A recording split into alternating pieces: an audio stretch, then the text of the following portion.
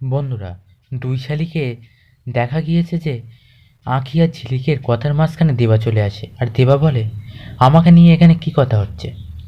তখন ঝিলিক বলে, আরে তুই সরস্বতী পুজোর জন্য চাঁদা তুলতে গেছিস কিনা সেটাই জিজ্ঞাসা করছিলাম। তখন দেবা বুঝতে পারে যে ওরা কিছু একটা আড়াল করছে। তখন দেবা বলে, না, এটা না, তোরা কিছু একটা লুকাচ্ছিস আমার থেকে। তুই তো আগে এমন ছিলিস না ঝিলিক, আগে তো সব কথা বলতিস। তখন ঝিলিক বলে, তুইও তো আমাদের থেকে অনেক কিছু লুকিয়েছিস। তখন দেবা বলে, কি লুকিয়েছি? তখন ঝিলিক বলে, এভাবে হবে না, সরাসরি জিজ্ঞাসা করতে হবে। তখন ঝিলিক বলে, তুই তো কোনোদিনও বলিসনি যে পিয়ারকের ওপর তোর এত রাগ কেন? তখন দেবা বলে, যে মানুষটা অন্য মানুষকে যন্ত্রণা দেয় তাকে আমি সারা জীবন ঘেন্না করব।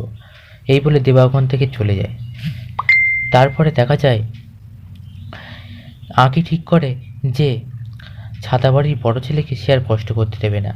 এরপর আঁকি সেই মতন দেবাকে কোনো কাজ করতে দেয় না, সব কাজ নিজে করে। এদিকে গৌরব বাড়িতে সরস্বতী ঠাকুর আনার পর যখন দেখে কোনো দিকে আঁখি নেই, মানে ঝিলিক নেই, তখন ওদেরকে জিজ্ঞাসা করে যে আঁখি কোথায়? তখন অর্ক বলে, কই আঁখি তো আমাদের সাথে ঠাকুর আনতে যায়নি। তখন যে তোরা কোথা থেকে ঠাকুর এনেছিস? তখন অর্ক বলে, কেন, তারকনাথ পাল? তখন গৌরব বলে, তারকনাথ পাল আর বিশ্বনাথ পাল কি একই লোক?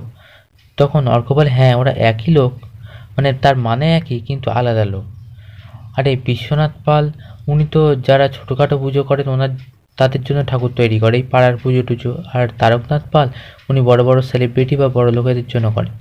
তখন গৌরব বোঝে যে তাহলে কি আঁখি দেবাদের জন্য ঠাকুর আনতে গিয়েছে, দেবাদের পাড়ার বস্তির জন্য। তাহলে ও এখন ওখানেই আছে, এই বলে বেরিয়ে পড়ে ঝিলিকের খোঁজে। এরপর রাস্তায় দেখাও হয়। আর ঝিলিককে বলে, তুমি কোথায় গেছিলে? তখন ঝিলিক বলে, এটা আবার কোনো প্রশ্ন হলো?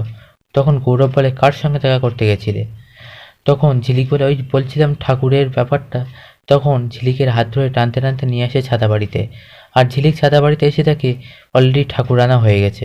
বন্ধুরা, পরবর্তী ডিটেলস পেতে অবশ্যই আমাদের চ্যানেলটিকে সাবস্ক্রাইব করে রাখুন।